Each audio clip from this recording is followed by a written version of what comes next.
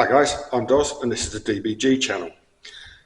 We did a video a little while ago that was covering the basic different types of air guns and the pros and cons of those. And as I sort of alluded to at the time, we're going to dip in and out of a few things for beginners or people who are just starting off. Basic stuff. As we said in the previous video, it's easy to assume an amount of knowledge. And I appreciate that some of you guys who will be looking at this will only just be getting into things. The thing I want to cover today is one of the most frequently asked questions I get from newbies when they come in to buy guns off us. And that is how you set your sights up, what the relationship is of the scope to the bore line, all that sort of thing. So what I'm going to attempt to do today in as concise a manner as possible and try and make it clear and understandable is run through exactly that process. It's not immediately obvious, but if you think about it, it should be that because whatever sighting system you use sits above the center line of your barrel, there's always going to be the two lines don't run parallel. So put simply, your line of sight is not affected by gravity. It runs straight for literally as far as the eye can see. However, when you fire a projectile out of the barrel of your gun, from the moment it leaves that barrel, gravity is acting on it and it's dropping towards the ground.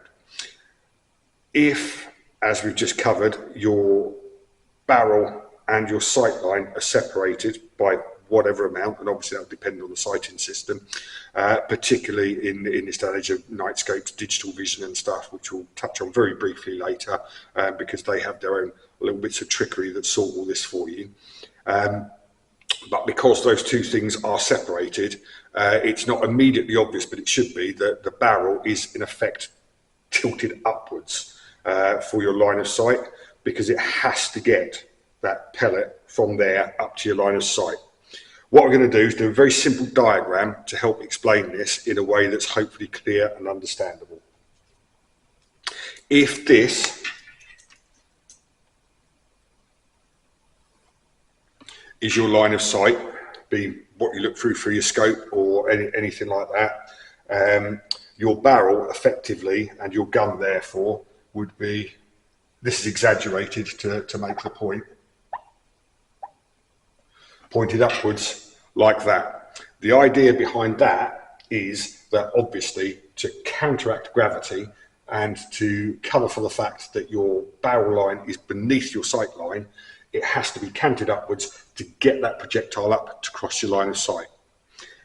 Because of the way gravity acts, the path that the projectile takes is a parabolic curve. So it will come out and gradually start to drop and taper around, and the further away it gets, the more pronounced that drop off becomes. So again, to exaggerate that, what you will see is your shot will come up, cross your line of sight at one place, continue to rise slightly above your line of sight. Then as gravity starts to act, it will then start to drop. It will cross your line of sight again there, and then it will continue to drop at an ever increasing rate. Again, like I say, this is hugely exaggerated to make the point, but it does help to get the idea across. What we would tend to do when you're first setting up your sights, I normally stick a card out at 10 yards, something like that, sight down the barrel to make sure you're in with a fair chance of hitting it first time, take a shot at that, obviously taking all safety precautions and making sure you've got a safe backstop.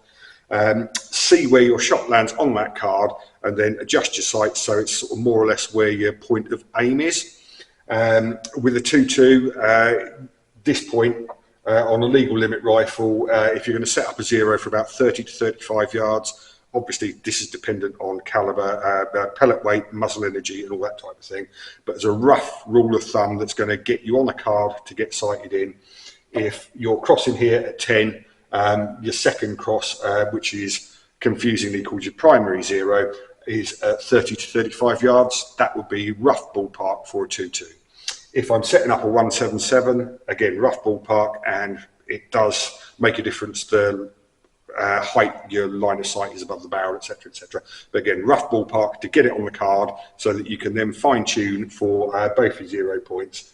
On a 177, 15, and that's going to be 40 to 45. Again, there are obviously, it's not going to be precise at that, but as a rule of thumb, to get you on the card, to get you zeroed in, that's going to get you underway.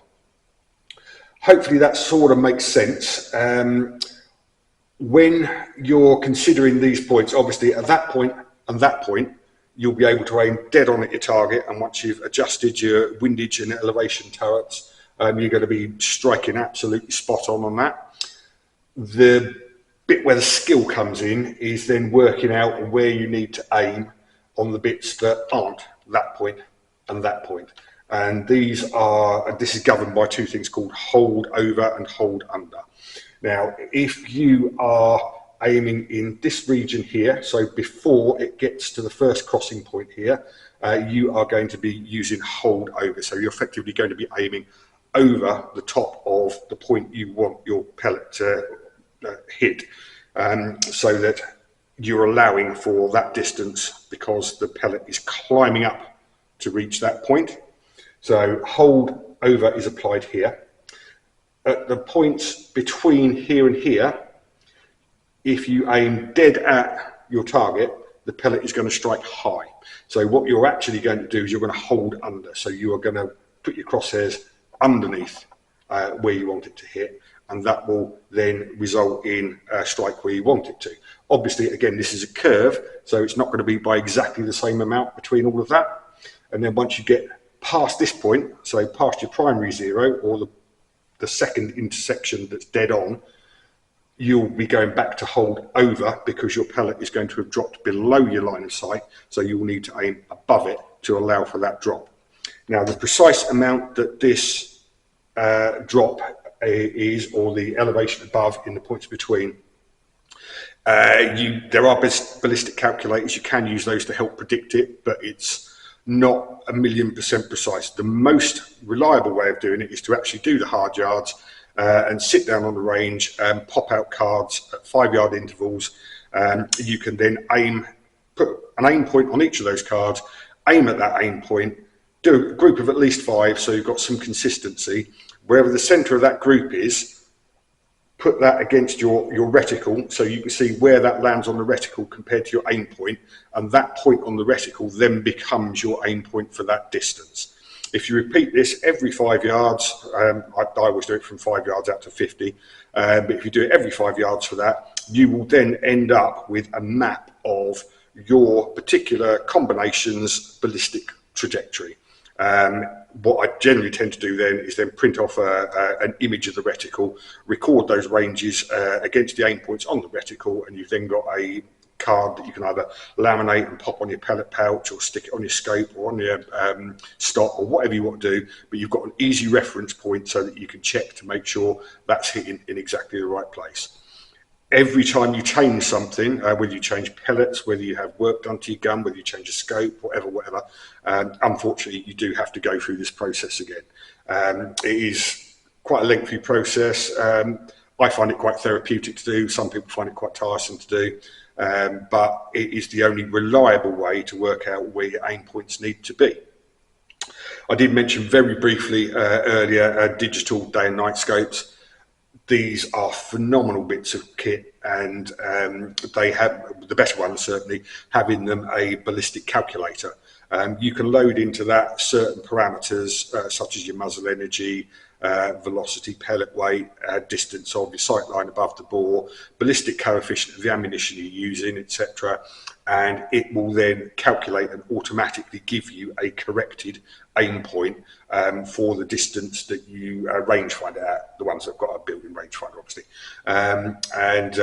These are phenomenally good. A lot of people use them for nighttime shooting in particular. Ranging distance at night is particularly hard, so anything that helps you with that has got to be good. I haven't got one of these in at the moment, but we are going to get one at some point next year and experiment with that. I'm assured that they do work very well, but as with all things, I like to find out for myself. Hopefully this has been of interest to you, and if you've got any questions or queries or anything else like this you want me to cover, please get involved in the comments below. Hope to see you again soon. Bye.